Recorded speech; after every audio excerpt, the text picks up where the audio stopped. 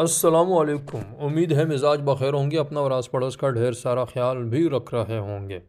Cricket की दुनिया में खुश आमदीद। पाकिस्तान क्रिकेट और खुसूसन शाहीन अफरीदी के फैंस को मुबारक हो। गुज़िश्ता रोज़ भारत के ख़िलाफ़ हारे हुए मैच में जब शाहीन अफरीदी ने 2 विकटें ली तो उन्होंने पाकिस्तान की जानिब से 19 लगातार ODI मैचों में विकटें हासिल की। यह कारनामा किसी पाकिस्तानी प्लेयर ने सरअंजाम नहीं दिया।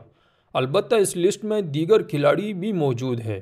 शुएब अख्तर और सकलैन मुश्ताक ने 16 लगातार ODI मैचों में एक या एक से ज़्यादा विकेट हासिल की है। नाज़रीन, शाहीन अफरीदी पिछले माह से आउट ऑफ फॉर्म चल रहे हैं, लेकिन यह कहना गलत है कि शाहीन की बॉलिंग ख़त्म हो चुकी है।